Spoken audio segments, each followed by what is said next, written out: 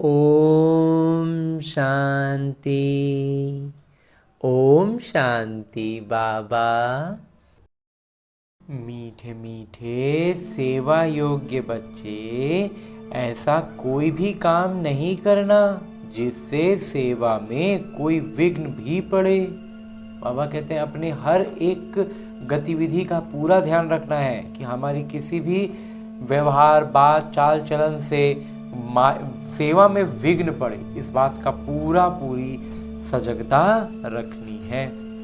आगे प्रश्न रूप में बाबा कहते हैं कि संगम युग पर तुम बच्चों को कौन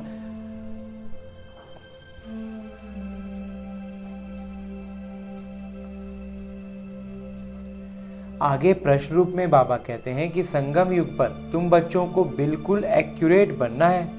और एक्यूरेट कौन बन सकते हैं? उत्तर बतलाते मेरे बाबा, जो सच्चे पिता के साथ सदा सच्चे रहते हैं। अंदर एक बाहर दूसरा, ऐसा ना हो अंदर कोई और बात है बाहर में कोई और बात है। दूसरा बिंदु है जो शिव बाबा के सिवाय और बातों में नहीं जाते हैं, और कोई बात पर न सुनना न देखना, सिर्फ शिव बाबा की बातें। तीसरा, हर कदम श्रीमत पर चलते हैं, कोई भी गफलत नहीं करते, वही एक्यूरेट बनते हैं। 3 बिंदु में बाबा ने विशेष तौर पर हमें बतलाई, जिससे हम पूरा एक्यूरेट बन सकते हैं। गीत है, बचपन के दिन भुला न देना। ओम शांति। आगे आज की मुरली से लिए गए वो प्रमुख बिंदु हैं जिन्हें हमें अपने ब्राह्मण जीवन में धारण करने हैं। और ब्राह्मण सो फरिश्ता, फरिश्ता सो देवता बनना है। उसके लिए जो सबसे पहली बिंदु है वो है अंदर बाहर सच्चा रहना है। अंदर बाहर एकदम दोनों तरफ सच्चाई रखनी है। पढ़ाई पूरा नियत साफ रखना है। पढ़ाई में कभी भी गफलत नहीं करना है, कभी भी संशय बुद्धि बन पढ़ाई नहीं छोड़नी है। सेवा में विघ्न रूप नहीं बनना है। कोई भी तरह से हम जब पढ़ाई से दूर जाते हैं, हाथ छोड़ते हैं बाबा का, तो हम कहीं विघ्न का रूप हमारा हो जाता है। उसका भी बहुत ज़्यादा सावधानी रखनी है, क्योंकि वहाँ कहते हैं विघ्न बनेंगे तो सजाएं बहुत खानी पड़ेंगी। दूसरा है, सबको यही खुशखबरी सुनाओ कि हम पवित्रता के बल से श्रीमत पर अपने तन मन धन के सहयोग से 21 जन्मों के लिए भारत को श्रेष्ठाचारी दोहरा सिरताज बनाने की सेवा कर रहे हैं। हाँ जी बाबा। और आगे मेरे बाबा वरदान दे रहे हैं। वरदान देते हुए मेरे बाबा कहते हैं, सदा पुण्य का खाता जमा करने और कराने वाले शिक्षक भव। अगर हमें ऐसा शिक्षक बनना है जो पुण्य का खाता खुद का भी जमा करें और औरों को भी इसकी शिक्षा दें। विस्तार से बाबा कहते हैं, हम शिक्षक हैं कहने से, हम शिक्षक कहते से बाबा स्वतः याद आते हैं। जब हम शिक्षक कहेंगे तो बाबा याद आएंगे। बनाने वाले की याद आने से स्वयं निमित्त हूँ, ये स्वतः स्मृति में आ जाता है। जब हम खुद को निमित्त मान लेते हैं ना, जैसे ही शिक्षक कहते हैं इस अलौकिक ज्ञान में, तो फिर हमें बाबा की याद आती है। और जब बाबा की याद आती है तो हम खुद को निमित्त अनुभव करते हैं। विशेष स्मृति रहे कि हम पुण्य आत्मा हैं। पुण्य का खाता जमा करना और कराना, यही विशेष सेवा है। पुण्य आत्मा कभी पाप का 1% संकल्प मात्र भी नहीं कर सकती। बाबा कहते जो पुण्य आत्मा है ना, वो कोई भी पाप का संकल्प तक नहीं करेगा, 1% भी नहीं करेगा।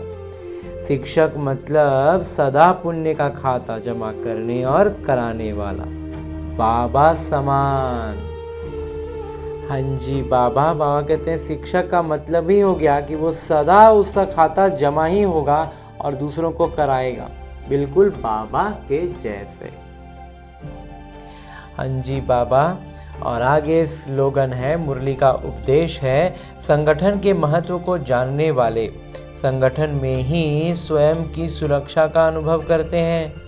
और कहते हैं जो संगठन का महत्व को समझते हैं ना, वो उस संगठन का ही हिस्सा खुद को समझते हुए, मानते हुए, उसकी मर्यादाओं को निभाते हुए खुद को सुरक्षित अनुभव करते हैं। हाँ जी बाबा। और अभी तक हमने परम पिता परमात्मा से इतना श्रेष्ठ अमूल्य ज्ञान मुरली इस साकार मुरली को परमपिता परमात्मा के चैतन्य उपस्थिति में अध्ययन करने का प्रयास किया और अनुभव भी किया ना। अब मेरे बाबा इसी अव्यक्त स्वरूप में स्थित रहकर एक इशारा भी देते हैं कि निश्चय के आधार को मजबूत कर सदा निर्भय और निश्चिंत रहो। निश्चय जितना आधार उसका पक्का होगा, हम उतना निर्भय बनेंगे, और जितना निर्भय होंगे उतना ही निश्चिंत होते जाएंगे। और ऐसा निश्चिंत बनाने के लिए बाबा हर दिन हमें अलग अलग इशारे दे करके इसकी स्पष्टता को बढ़ाते हुए आज जो इशारा दे रहे हैं वो है, जितना जो निश्चय बुद्धि होगा उतना ही सभी बातों में विजयी होगा। हर बात में उसका निश्चय उससे झलकेगा और वो विजयी होता जाएगा। निश्चय बुद्धि की कभी हार नहीं होती।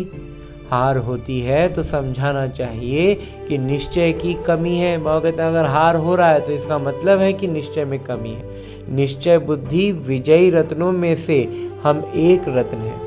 बाबा कहते हैं निश्चय बुद्धि कौन है? विजयी रत्नों में से एक है। तो ऐसे अपने को समझना है। कोई भी विघ्न आ जाए तो उनको पेपर समझ पास करना है। बाबा कहते हैं कोई भी तरह का कैसा भी विघ्न आए उसको बस एक अपना पेपर समझना है, कि एग्ज़ाम का एक प्रश्न समझना है, उससे ज़्यादा और कुछ नहीं, और बस उसको पार कर जाना है। तो बातों को नहीं देखना है लेकिन पेपर समझ पास होना है। बाबा कहते हैं बात क्या है, कैसा है, इसको नहीं देखना है कि ये इस सिचुएशन में आ गए, इस परिस्थिति में फंस गए। बिल्कुल नहीं, कोई परिस्थिति में हम नहीं फंस रहे हैं। हमें बस उसको इसी नज़र से देख रहे हैं कि ये एक मेरे अभ्यास के लिए आया है, मेरा टेस्ट लेने के लिए आया है, मेरा एग्ज़ाम के रूप में आया है।